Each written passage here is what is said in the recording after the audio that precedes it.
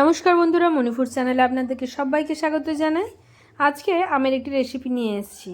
আজকে আমি 1 কেজির মতন আম নিয়েছি, সেটাকে খুব ভালো করে ধুয়ে এটাকে আমি কেটে নিচ্ছি। বাঙালিদের বটিতে কাটার একটা মজাই আলাদা, যতই ছুরি চাকু যাই থাক না কেন, কিন্তু বটিতে কাটার একটা মজাই আলাদা। তো এখানে আমটা আমার হালকা কিন্তু পাকা পাকা আছে। এই সময় কিন্তু আম একদম কাঁচা পাওয়া খুবই মুশকিল। তো আমি চেষ্টা করেছিলাম, পাইনি। তো এটারই আমি একটু গুড়ের আচার বানাবো আজকে। তো কিভাবে বানাচ্ছি, আর খেতে কিন্তু কোনো অংশে কোনো কম লাগবে না। তো এটাকে আমি লম্বা লম্বা মোটামুটি ফালি করে নিয়েছি, এবং আটিগুলোও কিন্তু আমি ফেলে দিইনি, সেটাকেও ব্যবহার করব।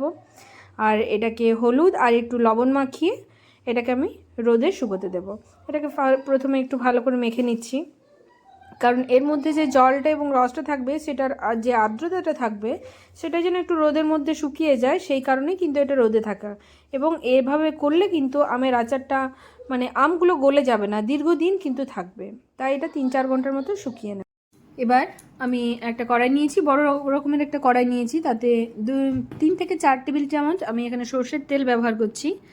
আমটা একটু বেশি আছে, একটু হালকা ভাজবো, তার জন্য আমি তেলটা একটু বেশি নিলাম। নতুবা আচারে খুব একটা তেল নেওয়ার প্রয়োজন নেই, এটা তো তেলের আচার হচ্ছে না, গুড়ের আচার করব।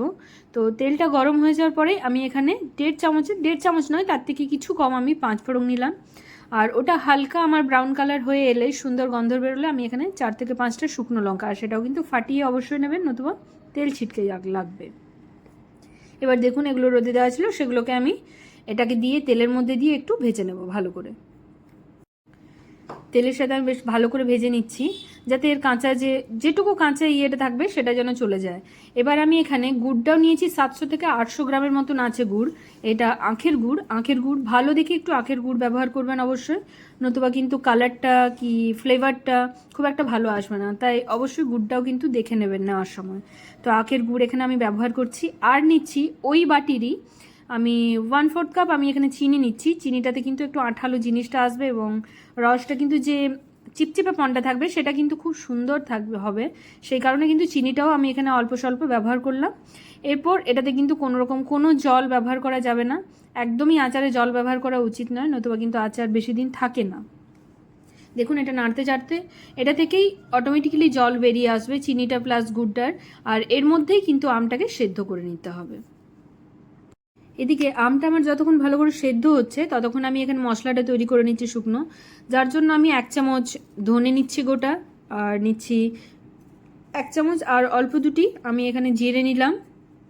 আর মৌরিটা একটু 2 চামচের মতো নিচ্ছি, কারণ মৌরির ফ্লেভারটা খুব সুন্দর লাগবে। আর এখানে 1 চামচের থেকে কম আমি নিচ্ছি 5 ফোড়ন, আর 2-3টে আমি শুকনো লঙ্কা। এগুলোকে আমি হালকা ব্রাউন করে ফ্রাই করে নেব। খুব বেশি পোড়ানো যাবে না, কারণ একদম খুব বেশি কালো কিংবা লাল হয়ে গেলে সেটা ভালো আসবে না ফ্লেভারটা। তাই এটাকে গরম করে পেস্ট করে নেব। এটা আমার পেস্ট করা হয়ে গেছে, এবং দরদরে আমি পেস্টটা করব। আর এখানেও আমার গুড়ে এবং আম কিন্তু একদম মিক্সড হয়ে এসছে, দেখতেই পাচ্ছেন।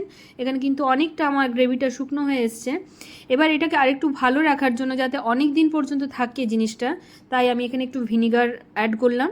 ভিনিগার দিলে কিন্তু আচার অনেক দিন পর্যন্ত ভালো থাকে। আর রাখার সময় কিন্তু এটা কোনো কাচের বোলে কিংবা ফ্রিজে না রাখলেও চলবে, কিন্তু কাচের বোলে অবশ্যই। আর মাঝে মাঝে কিন্তু একটু করে রোদে দিতে হবে। আর আমি এটাকে দরদরে পিষেছি, একদম মিহি করে আমি এটাকে কিন্তু পিষিনি। এটাও এবার এখানে আমি দিয়ে দিলাম, আর ভালো করে এটাকে মিক্সড করে নেব। আর লাস্টে আমি দিচ্ছি এখানে বিট লবণ। এই লবণটা দিলে কিন্তু আচারের যে ফ্লেভারটা, সেটা কিন্তু আরও বেশি ইনহ্যান্স হয়। তো তার জন্য বিট লবণটা কিন্তু অবশ্যই এখানে ইউজ করবেন। আর এটা খেতে খুবই ভালো লাগবে। দেখুন, আমি এইভাবে থিকনেসটা রেখেছি, কালারটা কত সুন্দর এসছে, এবং একটা চটচটে ভাব এসছে। এটা কিন্তু চিনি দেওয়ার জন্য, শুধুমাত্র গুড় দিলে কিন্তু এই ভাবটা আসবে না। আমারটা অলমোস্ট রেডি।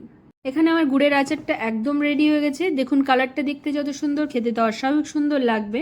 আর আমগুলো কিন্তু আমার একদম গোটা গোটা আছে, গলে যায়নি। যদি আমার এই রেসিপিটি ভালো লেগে থাকে, অবশ্যই লাইক শেয়ার কমেন্ট করবেন, এবং এটা রেখে অনেক দিন স্টোর করে এনজয় করুন। Thank you.